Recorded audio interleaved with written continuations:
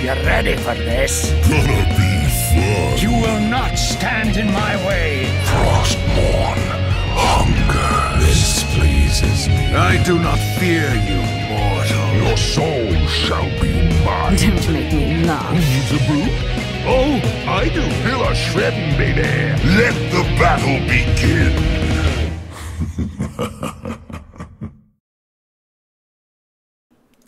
Hello and welcome to the 49th episode of Trollin HGC. I'm Goon Hots, and as always, actually no, we have a special guest today, according to chat. Bahgz, welcome to the show, man. What's up? How you doing? We don't have like stats to back up what I'm about to say, but I feel like I've been here for like the last 5 weeks. I haven't missed a show in a while, but I could be wrong. I could be wrong. I don't know. I just unmuted you, by the way, like a couple seconds into that sentence. So he was saying he was a little offended by that, chat. So Yeah. Take it back. Take it back. Yeah, I got thin skin. Take it easy on me. How you been, dude? How you been? Good. Busy. I did get some time I got to sit down and catch not all of the grand finals live, but a good portion of it. Mm-hmm. And that shiz was off to his niz. It was, and we'll get into that. We'll get into that. It really was. Other than that, good. You know, I just still working on getting that damn house built, man. I'm getting there. We're getting there. We're getting there. Getting quotes together, working with the bank, lots of fun stuff. All the fun stuff. Yeah, I'm all right. I'm sore. I've been tired, dude. Work is insane. I mean, you know, it's not like I'm working all day. However, I do get up at 3 in the morning, 2:45 in the morning. I'm home by like at the latest 9:30 in the morning, right? Yeah. But I'm sore. I'm sleepy. I'm like, you know what? I'm gonna take a short nap. Short nap turns into, oh shit, Trollin HGC starts in 5 minutes.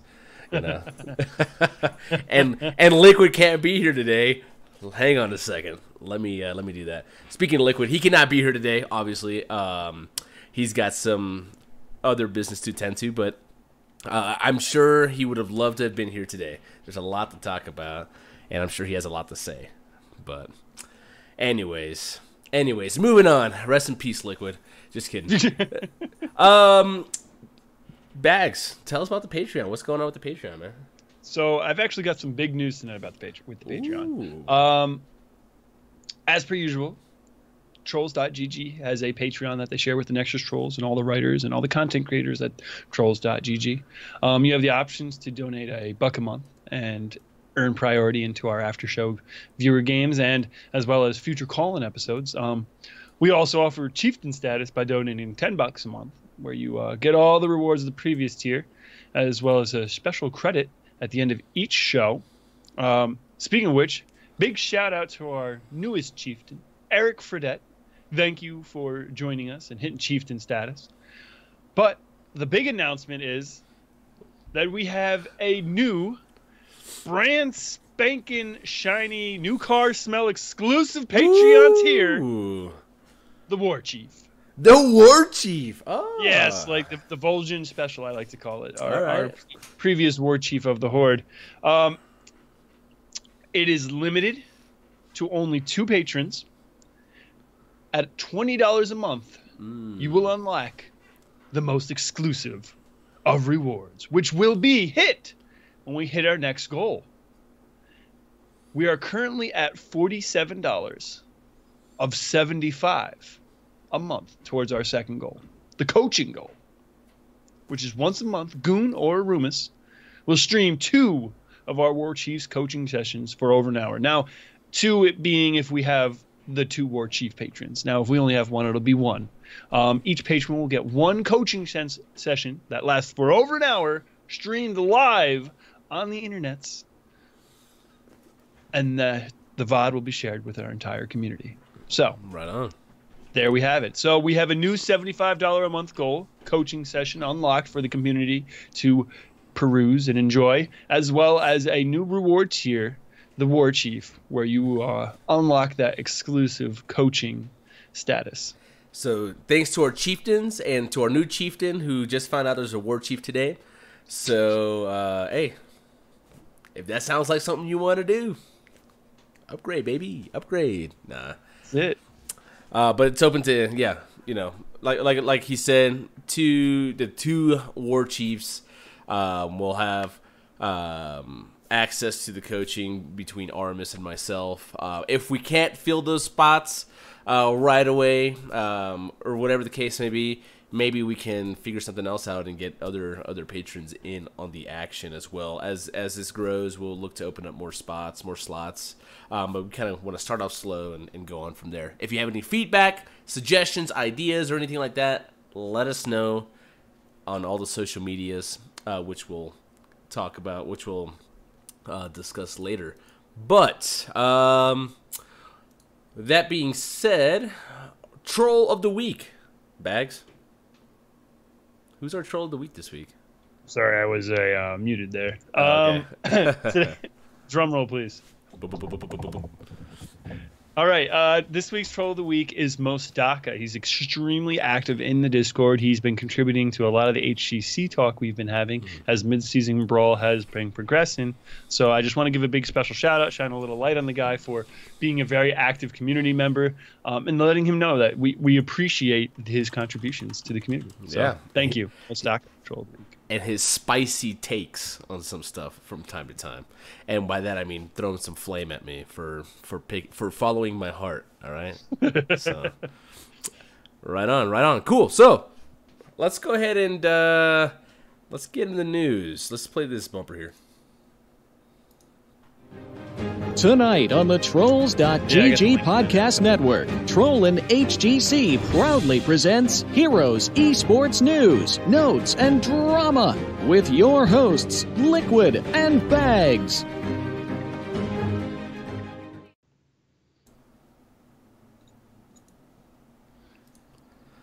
All right, cool. So let's talk about the news. First thing on the news, mid-season Brawl is over. All right. If you missed it, too bad. So sad. You can catch the VODs on Twitch at Blizz Heroes and on YouTube also, the Blizz Heroes channel. They're putting up the YouTube VODs are always a little slow to go up. But all the replay files are available on Master League. You can go and download the replay files and watch them in client in the game. For all the games that were played, if there's a specific game that you were looking for, or a series or whatever, or a team, player, you can look at all that stuff there. And they also put the YouTube VODs there as well. But yeah, Mid-Season Brawl is over, and it was probably the best tournament, the best Heroes of the Storm tournament that we have ever had. At least the playoffs and the finals, you know, I thought the playoffs were absolutely fantastic. I mean, we didn't. I wouldn't say we necessarily had like an aha moment, like a I don't know how to a eureka moment where like when Roll20 22-0 to MVP Black last year, like that was like that set the tone. Okay. That's not a eureka moment. That's a holy damn. You know, that was one of those moments. Well, that set the tone for the rest of that tournament and that team. You know, like that sprungboard their popularity last year. And we didn't have any moments like that. But we did have, like you said, like the playoffs were absolutely incredible. And they prove that they have closed the gap. Like our best team, Tempo Storm, goes toe to toe with the best teams in the world. Now we didn't end up in the finals. We finished in fourth, but you know. Listen, that's a huge accomplishment for us, considering where we're coming from. Where we probably, you know, in years past, the best North American team probably wouldn't even like sniffed the other European or Korean teams. You know what I mean? Even their third or fourth best. You know, so it's things are improving, and I'm happy to see it. So would you argue that it was better than last year's midseason Brawl? Because like last year's midseason Brawl was pretty much the pinnacle of Heroes of the Storm. Really? I know. I mean, I feel like this year, like if anything, in chat they're saying that reverse sweep that Tempo Storm did again, like that was a that was a moment. Okay, it wasn't 22-0, MVP Black, but it was huge. It was a similar feeling, just a different experience, a different, I guess, circumstance, right? I thought this midseason brawl was, dude, better than last year's. It felt so much more competitive. It wasn't just like, your top two teams and then everybody else. Teams, yeah. You know what I mean? There was fighting all the way in the group stages. There was drama in the group stages. It was good. I don't know. What I liked about it was were all the great storylines too, right? So like you said, it was competitive to like outside of Gen G through up until the grand finals, like Dignitas down, right? To all the playoff teams. It was very competitive, like I was saying before, North America closed the gap. All the series were very entertaining to watch. It was kind of tough to predict who would win. We got great series like the Tempo Storm versus Ballistic series, the Fnatic versus Method series, the grand final itself. Maybe last year's midseason brawl is kind of like a nostalgia thing because it was even though it's modeled after Gold Club, it was kind of like the first time that style of a tournament was presented to like the Heroes masses at an hour that the majority of the Heroes fans could watch it. Mm-hmm. And then there were a lot of memorable things at last year's midseason brawl, like Fnatic going the full 7 and winning, and Dignitas being the Korean crushers last year at midseason brawl. So it was it was kind of like the coming out party. Finally, EU had closed the gap with Korea, and so there were a lot of factors there. Whereas, we have a couple of different storylines with this year's tournament where, is Gen G going to go undefeated? How many times are Kaldor and Trixler going to say, "Can gods bleed"? It just. I mean, and NA, how strong is NA compared to the rest of the world? And turns out we're close. As was pointed out in chat, this is the first time that NA is in the top 4, right? I mean, they never got past the top 8. So. Yeah, no, we've come and you know what? I feel like there wasn't enough talk about it, so maybe we should hype it up a little bit because we're NA homers anyway, and just mention it some more.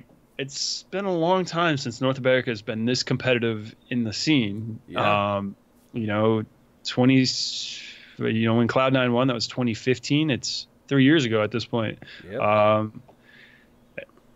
And hopefully, Tempo Storm, sticks together and, keeps gelling and trying to hit their apex and really hit their peak final form for BlizzCon, right? It was kind of cool hearing Gen G, mention that the team that they were really worried about was Tempo Storm, and honestly, up until Dignitas in the grand finals, Tempo Storm gave Gen G the best run for their money, in those 2 group stage games. So I don't know.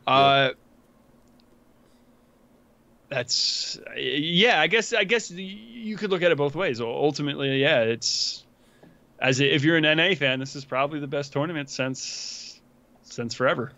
Since BlizzCon 2015, right? That's the meme. That's the meme, right? We're only worth the memes. But yeah, I agree. This midseason brawl was super fun.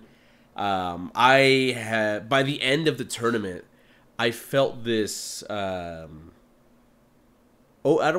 it's pretty significant feeling of man, I'm proud to be a part of this game, to be a part of Heroes of the Storm.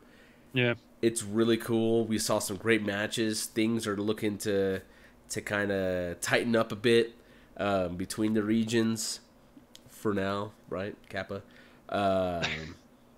But yeah, for the first time in a very long time, I was I am really excited to be here. I've chosen the right path, right?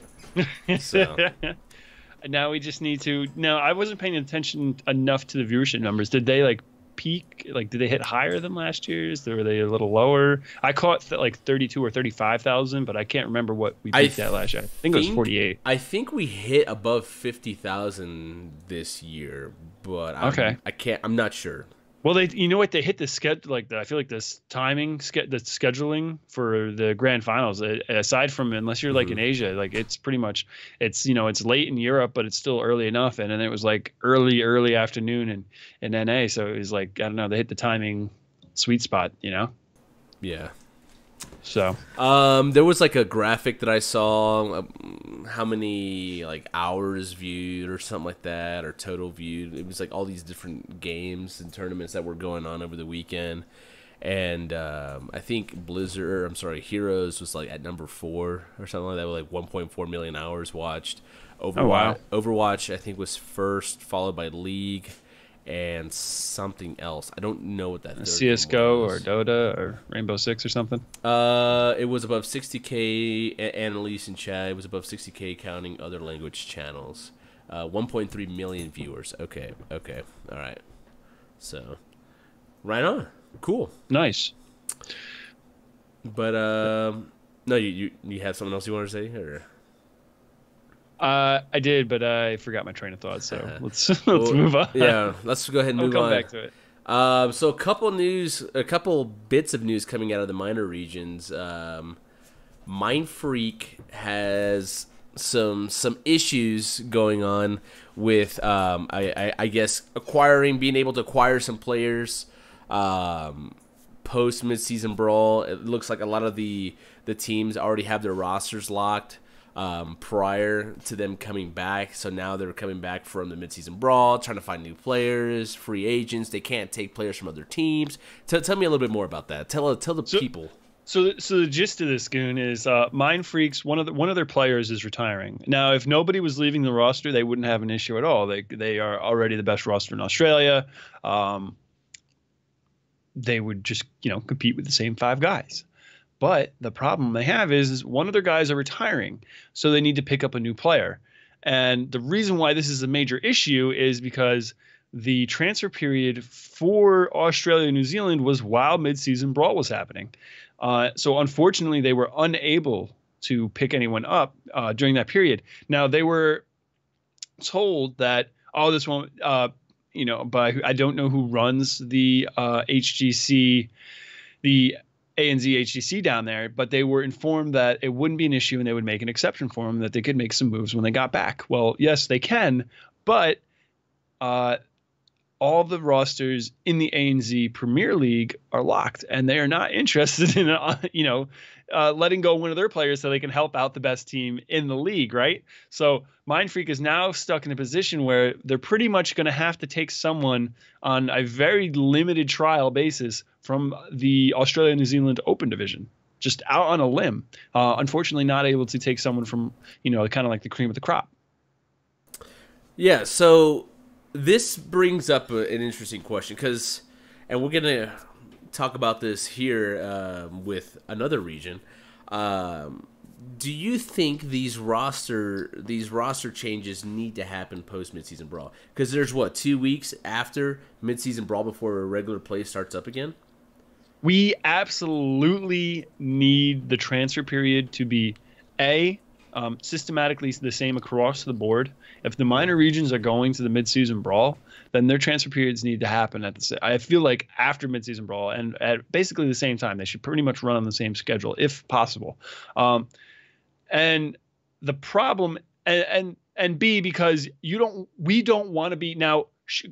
Kudos to Quacknix, because he played his heart out, right? And he's no longer on that Fnatic roster. He knows this. We know this. Kudos to him for giving it his all despite that. That being said, the fans and the players are not as invested in a team that isn't what they're going to be watching in the future, if that makes sense to me. If you already know someone's leaving, it takes some of that emotional investment out of that player, out of that team. I don't know how to explain it, and particularly for the players. So for the competitive integrity of it, we don't want that. We want these roster moves to happen essentially after the season's over. So you don't make massive changes to your roster and then are unable to make them right before the NBA Finals. No, you don't do that, right? We shouldn't be doing that before the midseason brawl, right? It just doesn't make sense. It's actually, like, when you think about it, it's asinine. Unfortunately for Blizzard, they want Mid-Season Brawl to happen at DreamHack, and DreamHack is scheduled at this point in time. Unless they shifted the regular season around, and I think LiQuiuD Knights mentioned this, I don't know, a couple weeks ago. You start they the certainly season later, right? Yeah, you start it later in the season, and that's okay. So then Phase 2 starts a little later. It's okay because there's a giant gap before BlizzCon. I believe it's like 5 weeks. There's plenty of time to push it closer to BlizzCon, because the transfer period's not till after BlizzCon anyways. So you don't need that 5-week break. There's no reason for it. It also kind of keeps things fresh in your mind going into that big BlizzCon tournament too. Yeah. So I don't know. It doesn't make sense. The scheduling, I don't agree with it. I'm sure Blizzard has their reasons. I'm sure if they explained it to me, maybe I'd agree with it. But I would wish that maybe that there hasn't been enough Reddit threads complaining about it. Maybe that's it. But I wish they would kind of come out and defend themselves and explain why they do this, because it really does hurt the competitive integrity of this huge tournament. Knowing that Schwimpy's not going to be on Method anymore, how does that affect that? Luckily for us, the NA teams were sticking together. The Korean teams were sticking together. So it was just kind of the European teams that were going to be different. Your Fanatics and Methods, but still, you don't want that. Anyway, that's kind of my thought on that. Yeah. I mean, there's not enough Reddit threads complaining about anything HGC, right? I mean, there aren't even enough Reddit threads talking about HGC. There are more Reddit threads complaining about how we don't have a certain Leoric skin in the game yet. We do need Janitor Leoric. That's very important. Okay, all right. I'll give it to fine. A murky skin, right? All right. So, okay, all right. Yeah, I don't care about that. I will always talk trash about skin concept threads on Reddit. That's just me. All right. That's fair. At me. Go ahead. I don't care. Bring it. Also coming out of the minor region, and specifically ANZ, we say Z here. There's a new sponsor. They are sponsoring a Heroes of the Storm team. They are called Twisted Vision. You can see them on Twitter at Twisted Vision GG. And they announced their new roster today. Actually, no, it was a couple days ago. And their roster consists of Coffee Hots, Magic, Gnome for Life, Gondo, the Boo, IR Dami, Xylians, Araragi Hots. I don't know if one of those players is the coach or sub or something, but yeah. So another sponsor at ANZ. And if there's one thing I can say is they're always looking to sponsor Heroes of this. From what it seems like, they're quick to pick up. So I mean, they lost Outlaws Gaming, but just as quickly they pick a new sponsor up. And we noticed it when their little league, I shouldn't say that, when their league started forming, teams got picked up left and right. They went from having 7 unsponsored teams to 8 sponsored teams, or you know what I mean? Like you said, they pick them up quick over there. It's nice. And I mean, I follow other esports titles as well, and I mean, Fnatic has a Rainbow Six Siege team in Australia. So, hey, sweet. Esports is a thing in Australia. Their internet might be a little, monk-ass at times, but sometimes the kangaroo that's delivering the packets he sprains his ankle. If the passion is there and the community is there, I don't know. I like this. This for me, this tells me that maybe the game is a lot healthier than a lot of people in that region than a lot of people lead on, right? To be. Everyone's like, we get these rainbow games, it's crazy. Maybe there's other stuff going on out there, but I don't know. Or maybe everyone's just quick to try to jump into esports game and then realize it's, a lot harder than they think. But yeah, who knows?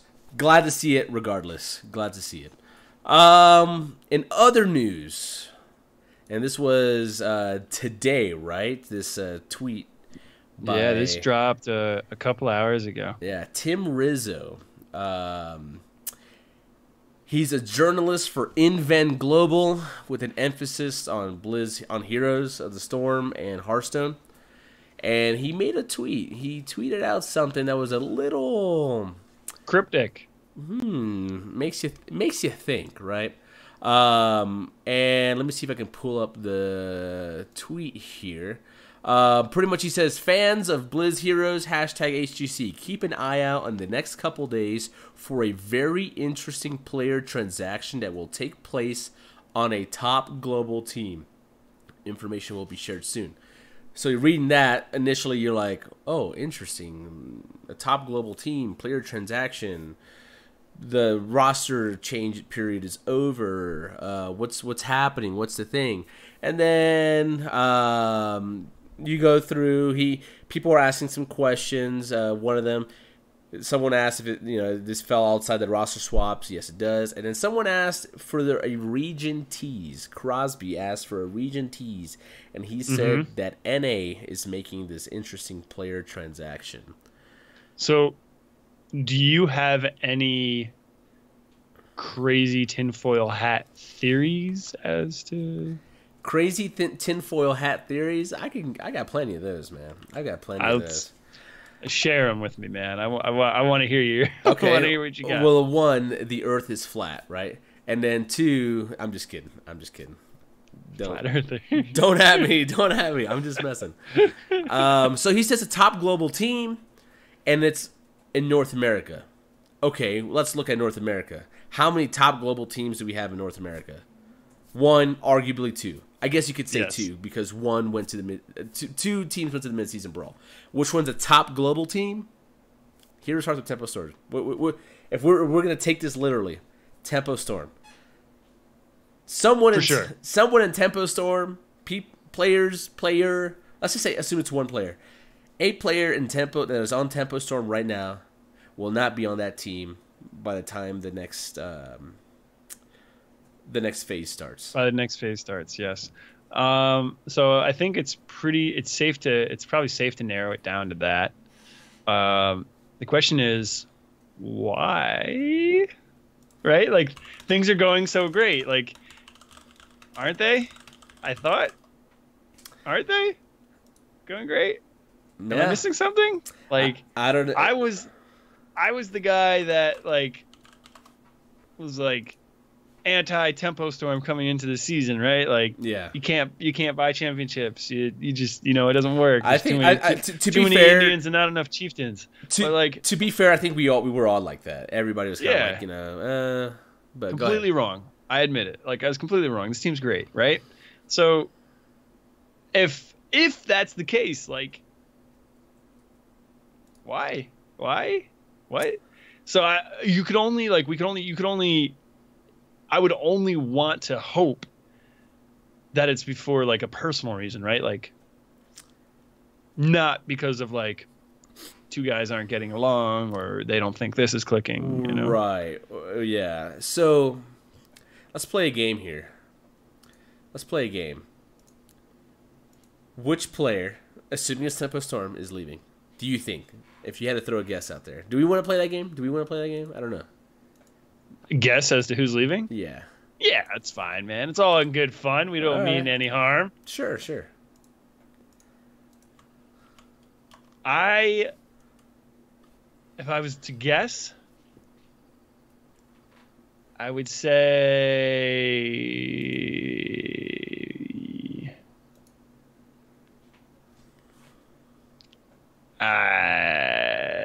it's either like, I don't know. I guess like it would, maybe it could be like Psalm, right? Like just moving on to bigger and better things with his life, I mean, probably. There's a conspiracy theory going on around right now that it's June. June had mentioned retiring, Mary Day style. Yeah, or playing Overwatch, and then today on stream he was wearing an Overwatch beanie, so people are like, oh my god, he's giving us a sign, he's going to Overwatch. But, I mean, nobody really said anything. I don't think Fan would retire just yet. I think he's still very motivated in being successful, getting that BlizzCon title again. I agree. Cattle, I don't think would go anywhere. Glaurung, maybe he could retire. Or I can see that. Maybe just like take a break for a while or something. But like, I don't know. For me, like if we were to look at Psalm, he puts in a lot of time, a lot of effort into the game, very motivated. And just from watching his streams and the way he talks about the game and his experiences, going as far as you did in the mid-season brawl and not being where you want, not getting that championship that you wanted to get, and then kind of just like, I don't know, that could do something to a man, you know. It could do two things. It can make you hungrier, or it could leave a really bad taste in your mouth, and you go the other way. So, I see what you're saying. So it may be bigger and better things. I mean, who knows? Bigger and better. If that even exists outside of Heroes of the Storm, right? Annalise is saying she doesn't think it's tempo, she says it's not tempo. Tell me what you know. So has this person broke big news before? No, I've never heard of the guy before until recently. So I think he's new to the journalist scene, Heroes journalist scene. Personally. He has deleted the tweets, those response tweets. However, the internet does not forget, brother. We got screenshots, plenty of screenshots. Plenty of people out there in the community are always looking to screen and grab stuff, and I appreciate them so much. But anyways, yeah, so it'd be interesting to see. If it's Heroes Hearth, who would lead that team? McIntyre? Things are just going, I would be absolutely blindsided. It's only up from here for them, right? Like they can only go higher. Like they're okay. They didn't get as high as a lot of us would have wanted or hoped for them to go. Yeah, they didn't look as strong as the other teams, but for a fresh new team, young players, guys that have never been to lands like, guys that have never been to lands like that. I'm speaking about Ishbu and BBJ. Yep. International stage. Hey, this is a good experience for them. If anything, they're hungrier. They're now more hungry than ever. Yep. Maybe if somebody would leave, maybe it's McIntyre because he's about to get married and wants to do other things. Maybe, I don't think so. Maybe Arthlon because he doesn't want to practice more than 1 hour a day. This is true.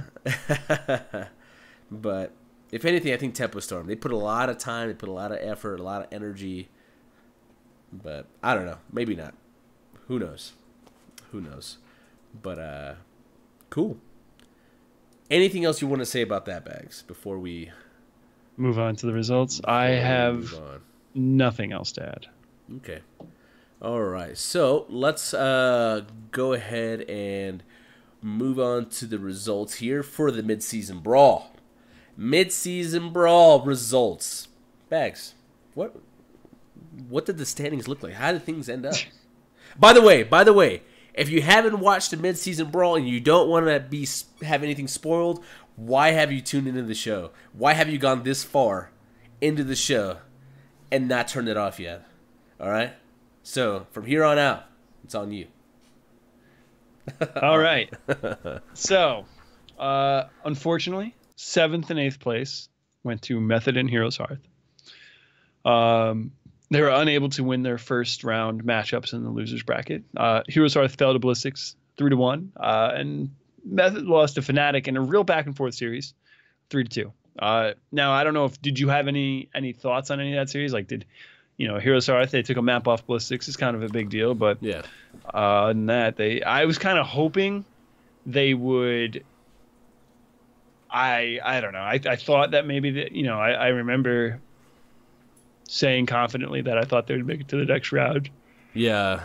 I remember saying that they needed to make some serious adjustments in order for them to advance, keep moving forward, right? Yeah. And to be dominant and to like actually have a chance. I saw the same Heroes Hearth I had been seeing the rest of the tournament. Me personally, a lot of maybe just getting caught up in the moment, getting caught up in the whole, feeling of being at this LAN, playing against the best players in the world. The fate of NA is in your hands, having that pressure on you. I'm proud for what they have accomplished. I think they're, like I said, they're only going to get better. But in this tournament, they kind of kept doing Heroes Hearth things, and by that I mean maybe somebody gets caught out, maybe they're not paying attention and they get mosh pit, they get destroyed by something, or they're not respecting they're not respecting their opponent enough to anticipate that maybe they're going to be in this bush, or they're going to make that rotation, or Arthalon just keeps getting caught out, but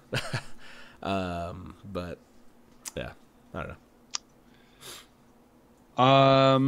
And then with Method and Fnatic, like, was there anything? I mean, Fnatic, I almost didn't expect them to beat Method, but it's just, Quacknick's kind of played his heart out, and kudos to him. Yeah, I honestly, Quacknick's, he was probably like, I'm having fun, I'm playing with my boys, I'm going to do what I can before moving on to the next chapter and give it my all. And that's his motivation, and we saw it, and I think it was a nice little, see you later, Quack. It was a nice, end to his Fnatic career. Yeah, there you go. Yeah, riding off into the sunset over to the Zealots, right? So I felt like I got that. Bad Betting to me did not. He was by far, in my opinion, the weakest link of that team, that whole tournament. And that could be attributed to his experience on the role that he was playing, his motivation to be playing that role, because even in those little East versus West, he was playing tank. He was playing the Muradin and stuff, he wasn't playing Dehaka. So maybe something. I'm not saying he threw the games because he wasn't feeling it. That's not what I'm saying. It's just when you. Well, I'm curious to see how he does when he gets back to Method. Mm-hmm. You know what I mean? We get 2017 expert back under the new Method banner. So, both teams that won their first losers round matchup lost in losers round 2 to both teams that came from the winners bracket. So, Ballistics ultimately lost to Tempo Storm in a reverse sweep. Yes. No less. Yes.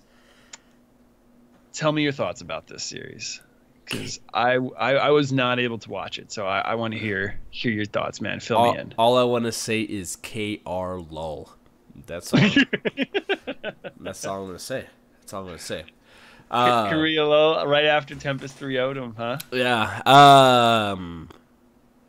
What we saw there was the ferocity of NA. Like, we are hungry. We're going to show you that we're not some meme. We're not NA lol anymore. And we're going to look good doing it. We're going to make it.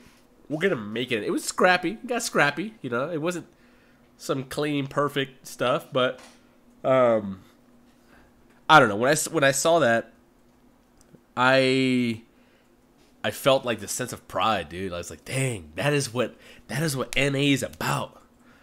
Just like standing, well, I mean, back in the day anyways, when we were just a fledgling, country, 1776, standing up to the big guy, and then coming out on top. I don't know. Kind of like that. Yeah. Kind of like that, huh? And then the tiebreaker between that, first of all, the tiebreaker was like, that was Korea Omega lol. That's what that was. That was, okay, I don't want to say Korea Omega lol. I'll say Korea lol. We'll say lol. Maybe not Omega lol. But when SCSC shoots out that Hanzo Dragon Arrow and it's flying, and then all of Tempo sort of sees it coming and perfectly just splits, dodges it, and then he has played the game and ends up right. Oh, dude, he ends up in a bad place, and they turn on that, and I was just like, I love this game. I love this game. I love everything about this. It was insane. Schizo say June got poggers. Yeah, June played out of his mind. But can we talk about the bad gif of Hooligan crying by the oof? I did not see that. Did someone have a link? Someone's for that? gonna have to. Is it like the Michael Jordan meme of Heroes Esports? Hang on, I googled this. We gotta hear about this. Yeah. But no, like from there, I was like, Tempo Storm can do this. Yeah, they can legitimately win this. They showed me what they can do here, and they made your heart feel good. Anything can happen. Anything can happen. You can have all your projections, all your whatever. You can have all the stats in the world. That's what I love about sports. Anything can happen. It doesn't matter. All it takes is one game, and we'll get into that. All it takes is one game. But anyways, let's go. Let's keep going. The next thing we had up was the Fnatic Dignitas rivalry, round like 77. Dig 1-3-1. This was right after. Now, I probably should have started with the winners bracket, but I didn't. This was right after Dig had gotten 3-0'd by Gen G. Mm-hmm. And everyone's kind of like scratching their heads, and like, can gods bleed? No, that was later. That was later. But everyone's kind of like scratching their heads because this is Dig lost the very first game to Fnatic. They came back and won the next three, so they won 3-1. But they lost the first map of the set, and I caught the beginning of this, and everyone's kind of like, what is going on with this Dignitas? Like, this is the roster that crushed Europe all through phase one. Yeah. Outside of Zealots pushing him, pretty handily won the Clash.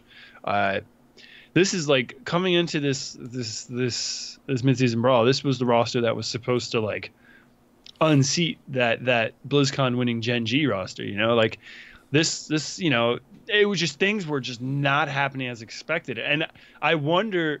Now I didn't get to see the end of the series. I wonder if this was the turning point for them, because after this, Dig went on a roll.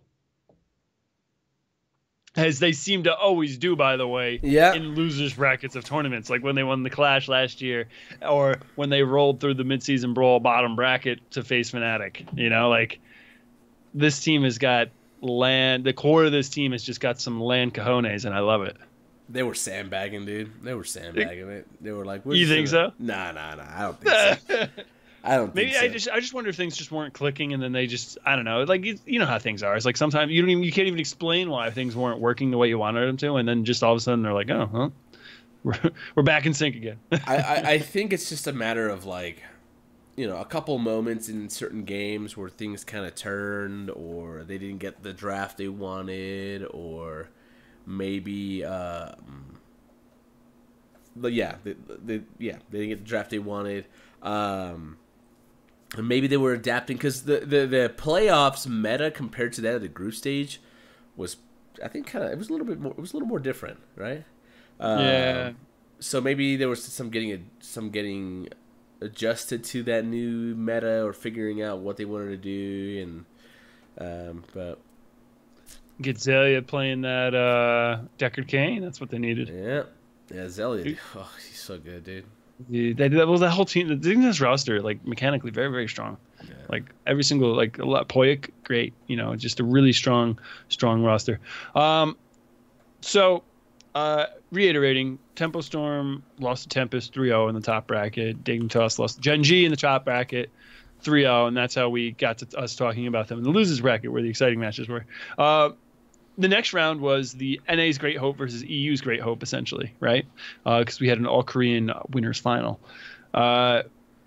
Dignitas kind of just sent Tempo packing, huh? Yeah. That was the end of the heart. Yeah. It was a long tournament. It was a long tournament for everybody. Tempo Storm had some crazy schedules. They had overcome some serious adversity through this playoff period. And then you're going against Dignitas, a team that, like, more than likely has your number. They know what you're going to do before you do it. They've studied you. They understand you. a lot of the drafts that came out of Tempo Storm seemed forced and seemed very stubborn. Like, there were pieces of those drafts that never changed. And I feel like the better teams, Dignitas, Tempest, they were able to capitalize on that and really punish that. This is on Volskaya. One pick on that map for Tempo really like bothered me, and that was the Dahaka pick. And I was just like, I get it. Glau plays Dahaka. He does well on him most times. But why here on Volskaya when everyone knows that Volskaya isn't necessarily the best Dahaka? You'd rather have that Blaze, maybe a Sonya or something like that, right? Yeah, maybe not the Dahaka. And but that game spiraled out of control. They were never where they needed to be, unfortunately. Dignitas is very good at punishing the draft, punishing simple mistakes, and just being, just a stronger team. They are. I mean, a stronger team. They're a world-class experienced team, so it's just, I think that has a big factor too, right? Like the core of that roster has been further in these lands than Tempo Storm's core. Like Tempo Storm's core just recently is getting this deep into lands. This is all new territory for them too. So, yep.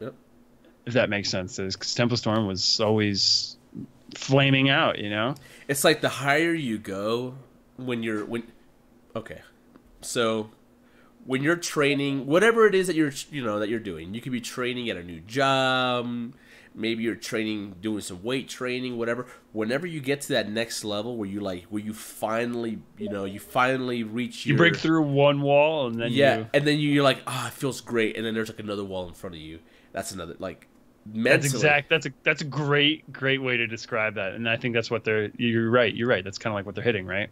Yeah, they got to that top 4, and then it's like, okay, I think we can actually do. And then things start happening in your head. Maybe you doubt yourself, or you get a little nervous, or something happens and you don't know how to bounce back. And that happens. And now they have that experience. Maybe next time they get a little further. Yeah. But when you've been when you're a team like Gen G or Dignitas, it's just another day. Just another land. Yeah. So, following their victory over Tempo Storm, Dignitas moved on to the losers final, where they had to face Tempest, because Tempest was resoundingly 3-0'd by Gen G, who at that point looked unstoppable. Dignitas ultimately won the losers final against Tempest. I'm sure a lot of EU fans were nervous because Tempest looked pretty solid throughout this tournament. Dignitas won 3-1. Now, tell me, what did you see here? Was this like Dignitas after beating Fnatic and Tempo Storm? Were they on a roll at this point? Things were clicking? They had found that the meta that worked for them, and at this point maybe had Tempest just been figured out, or did Tempest just very quickly after their during and after their Gen G series revert back to Cable Tempest? As we were describing Cable, last week. I think a little bit of both. Dignitas had them. I'm sure Dignitas scrimmed them a lot, right?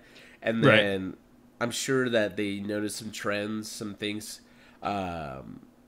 during the other games Tempest played. Dignitas was probably just getting warmed up, and then when they finally saw that Tempest was their opponent, they were like, "Oh, this is easy for us." Maybe they were doing well against them in scrims or something, and they were just able to just be that dominant. If I remember correctly, it's not like the series was tight by any means, right? It was like, it felt pretty. Maybe I'm misremembering. One-sided. Yeah, I don't want to say one-sided, but it was like, okay, Dignitas clearly is in control here. Is the superior team here? I understand. Yeah, but Dignitas, they like you said, they're in that losers bracket. They are a different team. They just They line It's up. weird when their backs up against the wall, right? Like, That's how they like to play, I guess. I don't know. kudos to them because it makes for incredible viewing. So, you know what I mean? It makes them like it's a really spicy team to follow throughout a tournament. And I feel bad because we get to the grand finals, and my pick last week on the show, I picked Dignitas to lose to Gen G in the winners bracket or in the semifinals, but to come back, and I picked Dignitas to win the grand finals. All right, so And I was almost right. you were almost right. So a couple weeks ago when we did the show, I said that Dignitas would probably win the whole thing, though my heart said NA. Last week I said I'm going full NA. Dignitas going as far as it and playing like they did against Gen G. I mean, as far as I'm concerned, it's still a tie. It's a 3-3, right? Because Gen G obviously had that one game advantage going into this series. Yeah, but they did sweep Gen G 2 days earlier. They did sweep Dignitas 2 days earlier. So like, True. But this is finals. It doesn't matter. It doesn't matter what happened. It doesn't matter what happened a few days ago. It's right now. It's what's happening right now. all right. But I said this. All it takes is one game, and you can take in that little phrase can be applied to so many things. All it takes is one game. That one game advantage. Not playing that last game. All it takes is Dignitas beating Gen G in one game and completely just turning that whole series upside down. So, the Dragonshire game was incredible. Their backs were up against the wall, and they were able to... You mean Towers of Doom? Oh, well, no. I mean, they were down 2-1. Oh, okay. 3-1 going into that Dragonshire match. It wasn't as exciting as Towers of Doom. Towers of Doom was wild. But it was the match where they needed to win or go home, and that I think I don't know if that provided momentum because again in the Towers of Doom, like the Dragonshire map, they pretty much had down pat the entire time, but Towers of Doom was like they had 5 shots left against their core versus Gen G at some point had like 20 something, right? Yeah, like it was like. And they were down towers. Dignitas were on their heels. They were staring down the barrel of a gun, and the most incredible finish to a Towers of Doom that we have ever seen ever. And like this was more exciting than a 40-0, right? The 40-0 is a meme, right? But yeah. For them to be able to say we just wiped them and say take all the towers. Time these 2 towers on their side, cap all the altars, and don't let them take a tower back. Yep, was incredible. It was just to see them fan out, like, and have one person take one tower. Like, so they had Poyik on Li Ming taking back their tower in the back.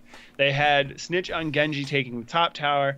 Then they had the other 2 taking the middle one, and I think they had someone else taking the bottom one. I can't remember the exact. It was like Anu Barak bottom, Genji top, Li Ming on their side right, because recovering theirs, and then they had the other 2 grabbing the middle one. So they fanned out and grabbing 4 towers at once, and you hear Trixler just going, "That's 1 tower, 2, 3, 4 towers. I've captured all the towers." And then see the shots flying, and like you're just counting down. It's like okay, they got 25 seconds right now to hold all these towers. Dude, incredible. Did they practice that? I want to have they practiced that scenario. The shot calling though is incredible when you think about it, because what are you thinking there? Like it's just the ability to have the wherewithal in that high pressure situation to say, all right, you go do this, you know what I mean, and just like split the team up evenly and just be able to really just kind of smoothly do that with everything on the table against them at that point. I like how they gave up the boss too. Like they gave up the boss before that objective. Like we don't have 20, give them the boss. We will stall this altar for as long as it takes until we get level 20. Yeah, that was incredible. It was my god! Because I was just it was Blaze and Li Ming just poke. I was just like I had trying to get that. I couldn't do it. I couldn't deal with it, dude. Because I was like, someone's gonna overlap their poke. Someone's not gonna be able to poke in time. Someone's gonna, poke their head out a little too far, and they get picked. My god! And then Rich goes down to take that siege camp, and I'm like, okay, that's a good play. You forced those sappers to go through. Yep. I thought it was over when he did that, and then it just turned. It was over. I was just like, wow, insane play. Okay, guys, if you haven't watched anything for the midseason brawl, there are 2 series you need to watch. The Tiebreaker series, Tempo Storm and Ballistics. Go watch that. And this grand final. This grand final was incredible. Nuts. It was incredible. And in that Sky Temple game, let me tell you, it came down to Genji taking the like when you dash, there's like I forget the secondary one, He died mid dash. And then the ghost hits it and kills the core. That was incredible because they got done getting the boss, and that was kind of like their win condition. And I'm like, oh snap! Somehow Dignitas won this game. Then that was after they were feeding early in that map. Like when they were just like running. Feeding. So final cut. Thank you, Fligs the Dookie. Like they were feeding, right? Like lemons to the sea on the boss fight earlier. Like Genji obviously had that boss, and yet they were going in one at a time trying to like fight it off for whatever reason. It was early in the map too. It was, and then like Poik's over there like, I'm gonna get this kill, and dies. I'm like, what are you doing? You just died 15 seconds after everybody else has already done feeding. But they recover from it somehow, and somehow they get against a team like Genji. First of all, they win the boss fight, the big boss fight, and Genji's like, no, we don't need the boss. You know what? We're just gonna go core, and they did it, and I was blown away by it. Like, I couldn't. It was what they had. Like, there was 3 of them available to go core, and they went. It was the tank. Genji. I can't remember. Genji and Li Ming, I think. No, Li Ming. No. Karazim. Did they have I'm trying to remember if they had Jaina. Or was she? They had. I think. I'm looking at it right now. They had Karazim, Genji, and I think it was Johanna on the. Or no, it might have been Li Ming on the core. I can't remember exactly. Okay. It was Li Ming. That's what Schizo was saying. So it was Li Ming, Karazim, and Genji. What was Poik? What was Poik playing? Poik was playing Jaina that map. Jaina. Okay, he was the Jaina. Okay. Yeah. So it was just. I thought it was going to be a 1% like core wipe, and then Dig was just going to, go with that boss. And that's what everybody thought. Like, because I was like, there's no way. And it was getting lower and lower. I'm like, they're not dead yet, but there's no way. And it was just like boom, I had to rewind Twitch 3 times to figure out what put that final bit of damage on the core. I'm like, what? I was like, they were all dead, weren't they? Was there a catapult? Was there a catapult? Yeah. Did I miss something? And I was like, oh, dude, the Genji died, but it was his little ghost thing. And I was like, yeah, that's crazy. It was wild. Couldn't believe it. Blizzard nerf Genji, please. If that game didn't teach you anything, it's that you should nerf Genji. I'm just kidding. And while you're at it, nerf Gen G. They were phenomenal. I can't say enough about them. I did not give them nearly enough credit going into this tournament. I knew they were a favorite. I considered Ballistics to be right up there with them, and I picked Dignitas from Jump Street to win the tournament. But I did not expect Genji to be this dominant. I knew that they would be like Brazil's a favorite in the World Cup, kind of like that. But I didn't expect them to be so dominant. They were on that 38 or 36-0 map win streak. Like, I did not expect that. The gods can bleed. Oh my god! So I forgot to mention, how many times did they say that in that grand final? They're showing that gods can bleed. Not only can they bleed, they can die. I'm like, okay, we get it. Yeah, it's like, okay, we got it. Hey, after that first loss, okay, obviously they can bleed. Cool. Okay, they're bleeding again. It's just like, okay, I mean, it's kind of like a bigger deal when it's like a more of a David team taking down Genji than like Dignitas. Like, all right, well, they're the second best team in the world. Goliath versus Goliath. Yeah, like it's like they kind of probably should be able to take a map off them, right? Yeah, like, yeah. Anyway, but it was the whole tournament was good. Do you have any like thoughts on like? I guess we've kind of talked for a mile's length here about the tournament, but do you have any thoughts about like the production or like, you know, the casters and outside of like the play we saw like as a tournament? I will say I am a little surprised that it was Caldor and Trixler casting the final. Maybe not like Caldor and Wolf. Like, okay, maybe there's like some synergy that doesn't work there, but I figured it would have been like a Korean caster and like an EU caster. But having Caldor and Trick there was like the perfect amount of hype, honestly. Mm-hmm. Yes. And Caldor and Trick are currently my favorite combo. So yeah. I personally, so I'm always happy to see it. I believe last year they also got to cast the mid-season brawl finals. BlizzCon finals went to Gilly and Dread, right? If I remember. So I guess that's how that worked.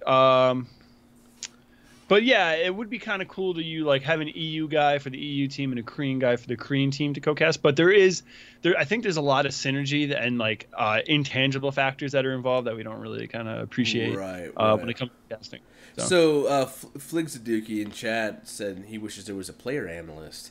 I agree. However, which players would you bring in that weren't playing in the tournament already? Right? Would you bring in that Michael Udall again? I don't think so.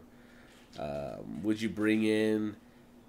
Well, the thing is, like, you want someone charismatic, right? You want someone who can kind of like is really personable, you know, easy on camera, charismatic. That's the best way I can describe it. So, what players do we have left? We just had Michael Udall at the Clash. Do we burn, like, do we kind of like wear out his, like, not his welcome, but like kind of wear him out? Not him. I don't know. You know what I mean? Like, just you can bring him back immediately after we just had him. Do you I don't think you bring him back. And for me, it's like, who, like, is there anybody worth bringing? Maybe not from NA. Maybe you bring an EU guy though. Like, they should be. Yeah. I feel like, you know, they should be reaching out to someone like Bakery. I don't know how closely he's following the game anymore, but I don't know. He's a fan favorite. He's well spoken. Yeah. So do you reach out to a recently retired guy? Do you reach out? It's tough. It is tough, but I think an EU guy would work too, because the tournament is in Europe. You know, it's in Sweden. So Genetizer in chat said Alex the Pro G. Yo, if we had some Alex the Pro G, there'd be lots of monkey emotes in chat. That's for sure. A lot of FUs and stuff as well. But I love Alex. I think he's great. He's entertaining, and I think he's pretty good. So, I don't know. No. Bakery is not coaching Dignitas. No, Nabi.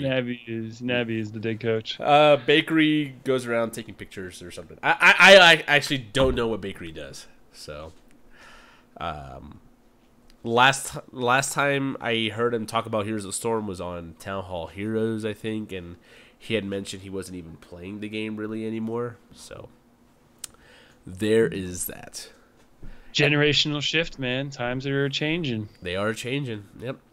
Anyways, let's go ahead and move on to the discussion. Let's play the bumper here because I didn't do that last time.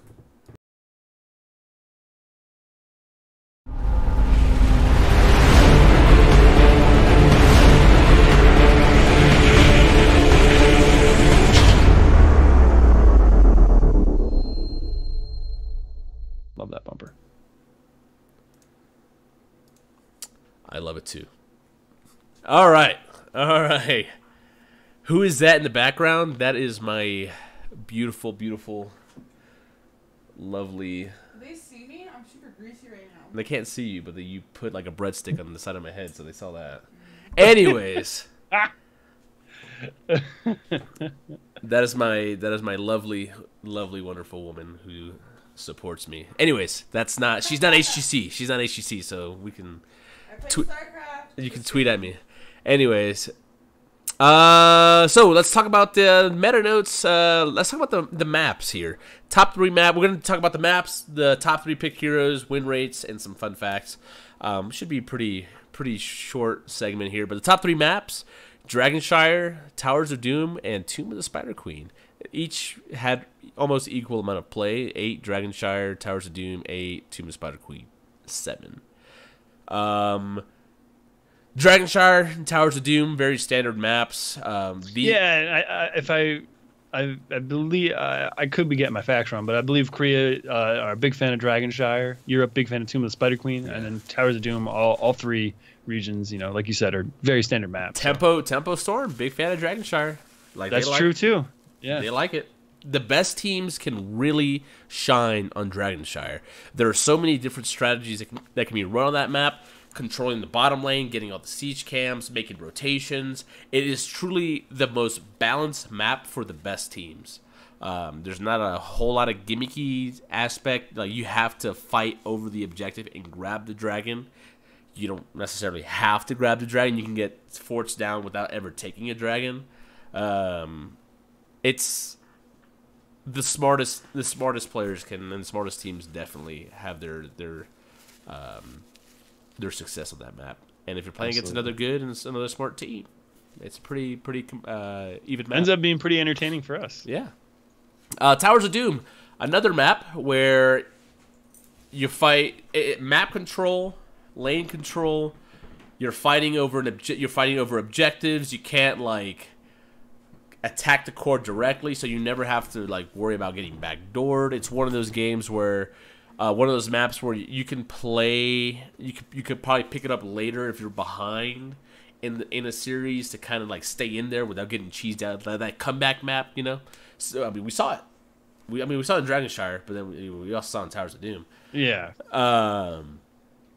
So yeah, you fight over these points every so often. The points all spawn. You'll have one spawn altar, and you fight over that.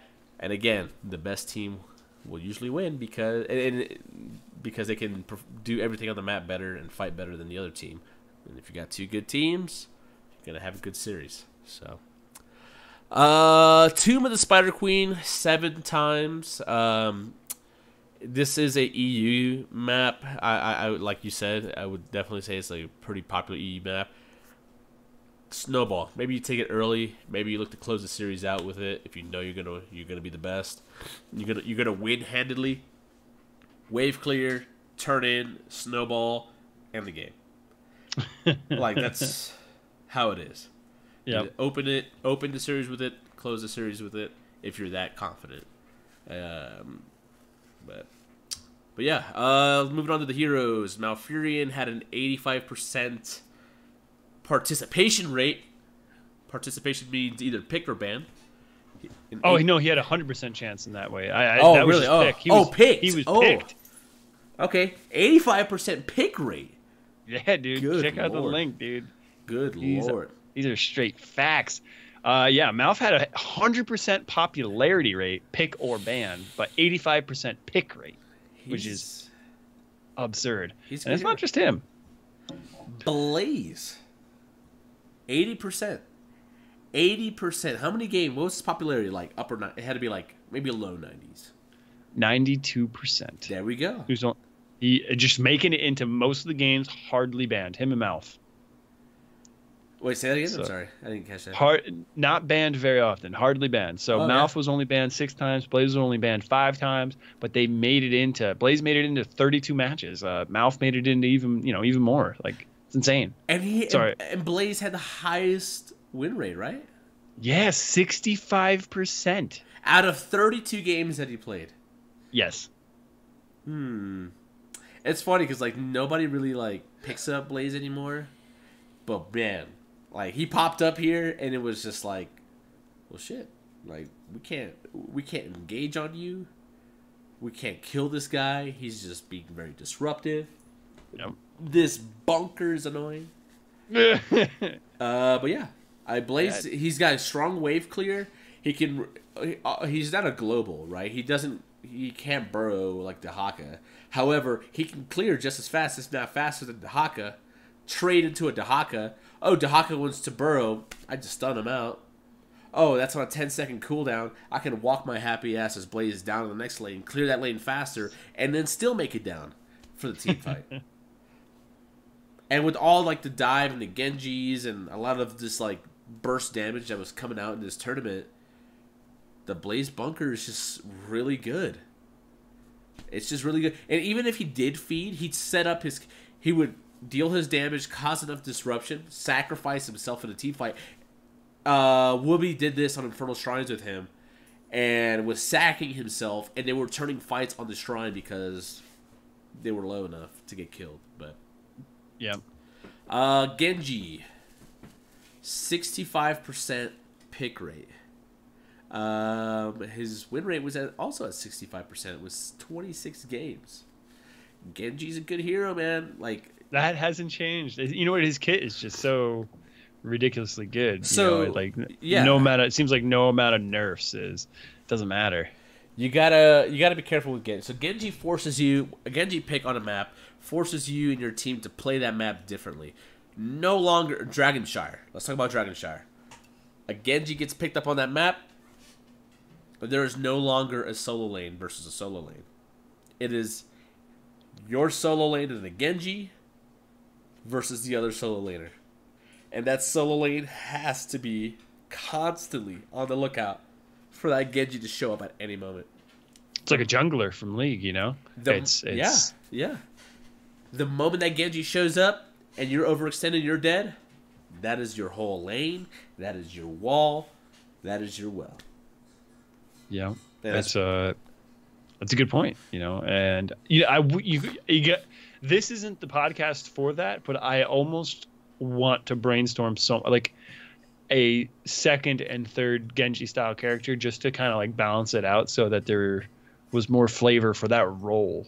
You know what I mean? Like a more Tracer acts that way. Tracer, there you go. Yes, yeah, another roamer. There you go. Yeah, I'd like another. I wouldn't hate another roamer to kind of change up the almost static playstyle we're running into, where it's Valera kind of made some splashes in this tournament. Oh. Valera was a thing, so I don't know. Greymane can act in that sense, as can Zeratul sometimes. However, Zeratul's been used more in the off lane, in that solo lane more specifically. But anyways, if you guys want to talk more about that, there's a podcast for that. It's called the Nexus Trolls Podcast. Yeah. We'll get into that. We'll get into that later. We talk about that kind of stuff. Jaina had a 62% win rate in 16 games. Jaina made a splash. She showed up. I really like that. We haven't seen her. I mean, we've seen her a little bit more in Phase 1, but we didn't see her at all last year, you know? For NA. Like, NA is, like, loving Jaina. And she shuts down... What Jaina's good at is shutting down a lot of aggression. She is very good with your aggression. You have that Anubarak that burrows in, that Stormbolt, that Power Slide. You can punish somebody. You can hit somebody. However, if you have the front line to create the space for the Jaina, you have that Blaze, you have that Murd and Johan, whatever...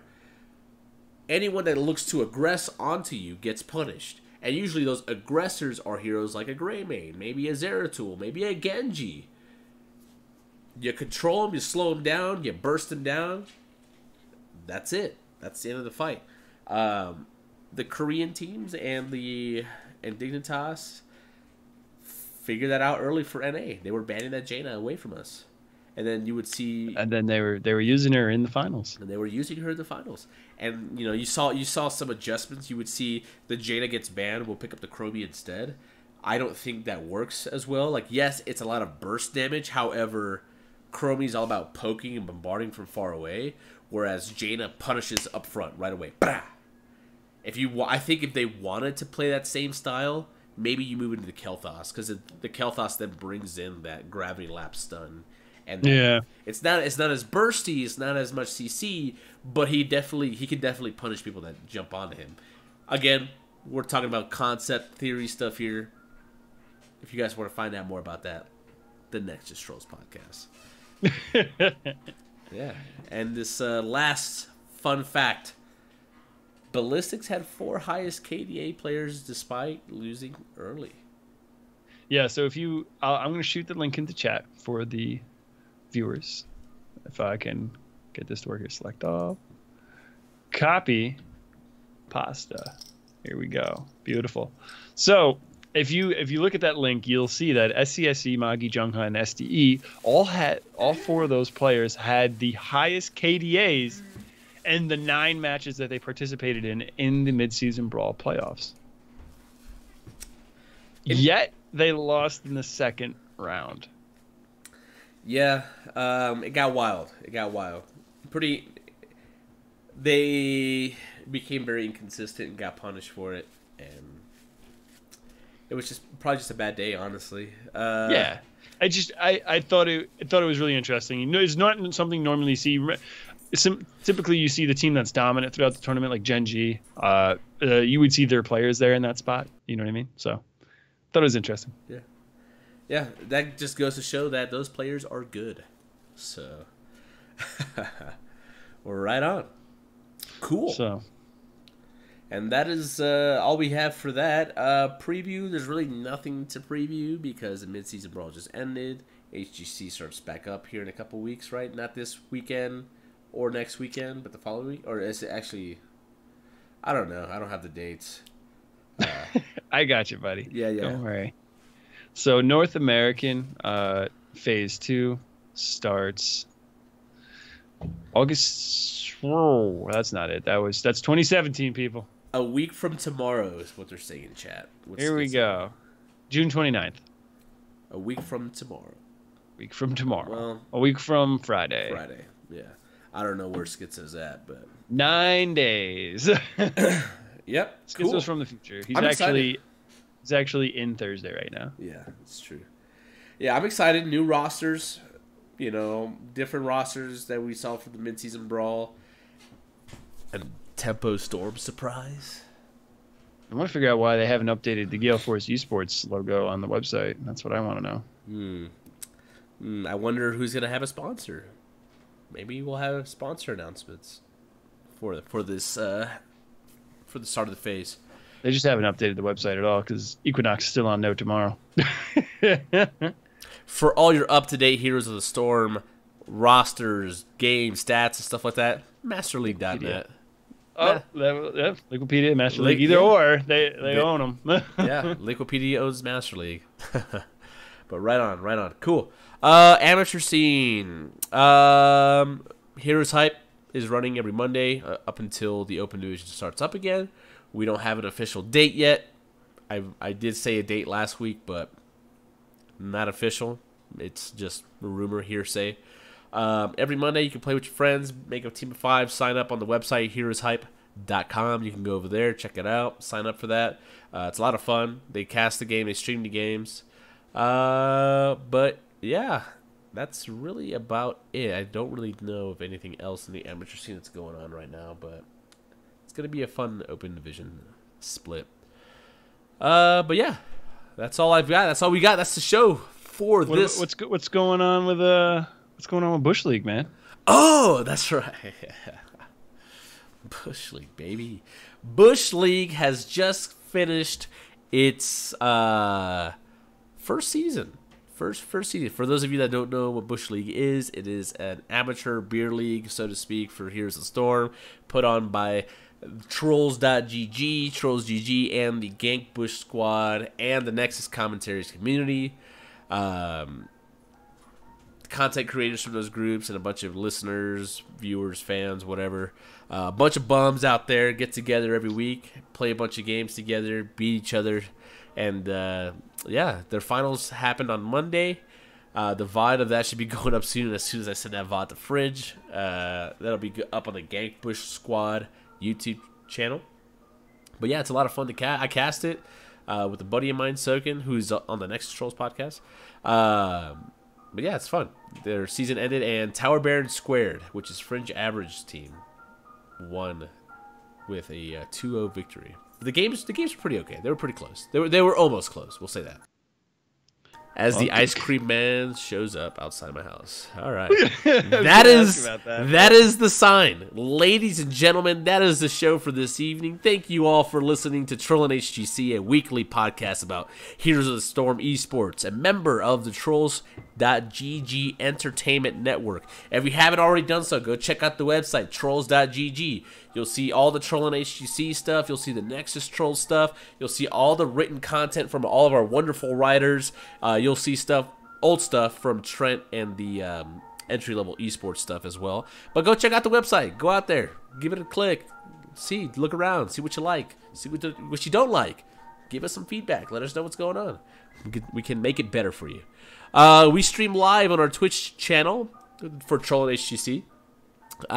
Twitch.tv/TrollsGG every week on Tuesdays at 7:30 p.m. Eastern, 4:30 p.m. Pacific. Today was a little weird, but that's usually when we stream. It is Wednesday though, and we usually stream on Tuesdays, but that's a fluke. Usually it's Tuesdays, all right? But yeah, anyways, Bahgz, tell the great people out there where they can find you. Guys, you can follow me on Twitter at Bahgz HGC. You can watch me stream, twitch.tv/Bahgz. I'm not streaming right now, but feel free to give the channel a follow. I'm looking to dive back into that in the fall and through the winter months when I'm stuck inside. As well, if you enjoyed tonight's show and are interested in Blizzard's other esports offerings, consider subscribing to the Weekly Blizz, where my buddy Bahgz and I host a Blizzard esports talk show. It's a podcast where we stream on Twitch. We talk about the goings-ons in the Blizzard esports world. We have been a little lax with the show recently, but we haven't had any good spicy topics to really sink our teeth into. So we'll be looking forward to getting back into that as well. I just want to remind you guys, after tonight's show, while we are winding down here, we are doing after show games. So hang around in Twitch chat, hit me up in the Trolls GG Discord or Trolls.gg in game, and we'll get some after show games going. Goon, where can people find you? I'm on Twitter at GoonHots. You can see it right there. GOON Hots, HOTS. Twitch.tv/GoonHots. I will be streaming right after this. The after show games plus probably some Hero League. I've been playing a lot of URL lately as well. I haven't played the new map. I haven't gotten a chance to play on the new map. I've gotten everything but the new map. I'll probably be playing more URL, so come watch that. Excuse me. And YouTube, GoonHots. I post some stuff there from time to time. It's a little slow. YouTube is weird for me, but Twitch and Twitter are the two best places you can find me, as well as on the Nexus Trolls podcast every Thursday, starting at 6 p.m. Pacific, 9 p.m. Eastern. We're all West Coasties for the most part. We're myself, Soken, and Aramis talk about Heroes of the Storm in general. We'll dabble about for HGC into HGC stuff from time to time. Talk about the meta and different things like that, and kind of dive into what I was touching on earlier about theory and concept and drafting and stuff like that. But yeah, come check us out. It's a good time. We have a good time, and we take questions from the community. We answer those questions, and we get deep. We get deep into it. So deep that those podcasts tend to last a little too long, and the hosting site gets mad at me. But but anyways, which if you do enjoy the content that we produce, that we put out there, you can support us on Patreon. Patreon.com/TrollsGG. Go out there. You got some change. Drop a little change in there. Allows us to keep our podcast longer. And we want to thank our Chieftain, Super Dave, and Preston, and Eric as well. And for any new war chiefs that are going to be popping up here in the near future, you can follow us on Twitter at Trollin HGC for show announcements and Here's the Storm news. Find us on Twitch, again, at twitch.tv/TrollsGG. Subscribe to our show on YouTube, iTunes, Google Play, or Stitcher. You have options, baby. Make sure to tell us how we're doing by commenting on any of those platforms or giving us a rating. Thumbs up, 5 stars. That's what I want to see. Visit our website at trolls.gg, read our articles, and catch up with podcasts on demand. And if you need to get in touch with us, you can DM us on Twitter, TrollsGG, the Nexus Trolls individually, or you can email us at trollin@trolls.gg. With that being said, ladies and gentlemen, we'll see you in the Nexus. Take Peace care. out.